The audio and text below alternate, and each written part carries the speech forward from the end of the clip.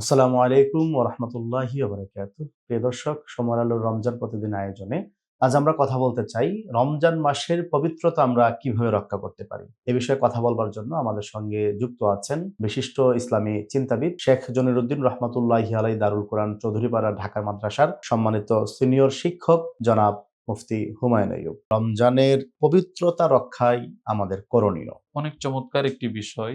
বাংলাদেশের প্রেক্ষাপটে আমরা যারা মুসলিম, আমরা ৫ ওয়াক্ত নামাজ মসজিদে আদায় করার সুযোগ আল্লাহ তাআলা আমাদেরকে করে দেন।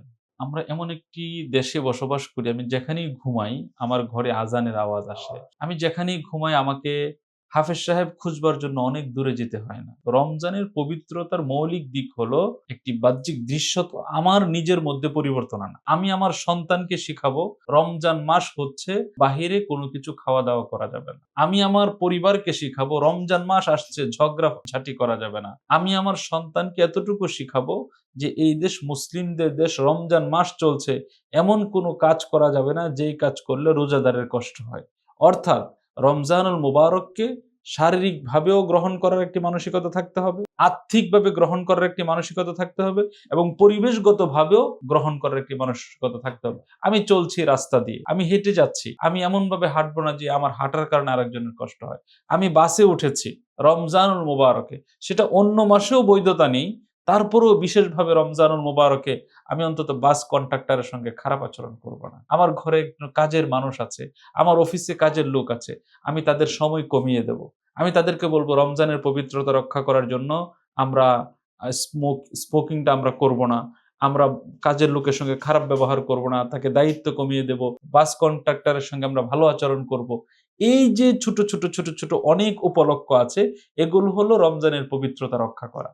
আমরা দেখি রমজান যখন আসে তখন রাস্তাঘাটে অনেক ব্যানার টানানো হয়, রমজানের পবিত্রতা রক্ষা করুন, মিছিল হয় রমজানের পবিত্রতা রক্ষা করুন।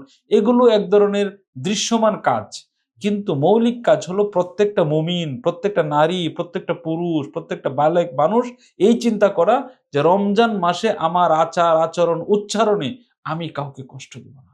আমার আচরণে আমি অন্য মাসে অনেক কাজ করেছি যেটা আল্লাহ তাআলা দেখেছেন, হয়তো মাফ করেছেন বা করবেন, কিন্তু রমজান মাসে এমন কোনো কাজ আমি করব না যে কাজ করার কারণে আল্লাহ তাআলা অসন্তুষ্ট হন। যেই কাজ করলে মানুষ অন্যরা দেখে আমাকে বলবে লোকটা মনে হয় নামাজি না, লোকটা মনে হয় রোজা রাখে নাই।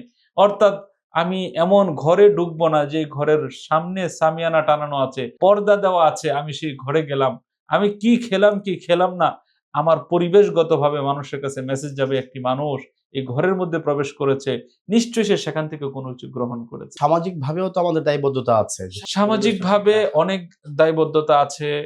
গান বাজনা হয়, গান বাজনা অনেক হয়, জায়গায় ওপেন খাবার-দাবারের ব্যবস্থা করা হয়। সেটাও করা যাবে না। গান বাজনা, টেলিভিশন গুলো, নাটক সিনেমা থেকে বিরত থাকা, নিজের ব্যক্তিগত ফোনগুলো থেকে নানান রকমের অ্যাপস আমরা ব্যবহার করে থাকি, সেগুলো থেকে নিজেকে মুক্ত রাখা এবং একটি রুটিন মাফিক জীবন পরিচালনা করা।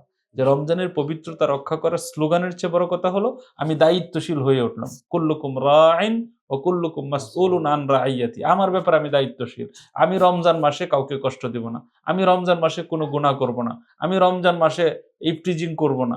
আমি রমজান মাসে মাদক সেবন করব না। আমি রমজান মাসে ধূমপান করব না। রমজান মাসে দ্রব্যমূল্য বাড়াবো না। রমজান মাসে আমি পথে ঘাটে ঝগড়া করব না। রমজান মাসে আমি চুরি ডাকাতি ইত্যাদি করব না। আমি প্রতারণা করব না, ধোঁকা দিব না।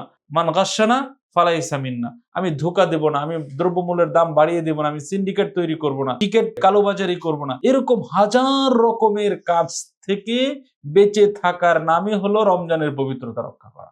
এবং সেই আমাদের যে দেশ, আমাদের যে পরিবেশ, সেটি রমজানের পবিত্রতা রক্ষা করার জন্য সকলকেই আন্তরিকভাবে চেষ্টা করতে হবে। প্রিয় দর্শক, আমরা শুনছিলাম রমজানের পবিত্রতা রক্ষায় আমাদের করণীয়। কথা বলছিলেন শায়েখ মুফতি হুমায়ুন আইয়ুব। ইনশাআল্লাহ আগামী দিন নতুন কোনো বিষয় নিয়ে দেখা হবে, কথা হবে। ততক্ষণ পর্যন্ত ভালো থাকবেন। আসসালামু আলাইকুম ওয়া রাহমাতুল্লাহ।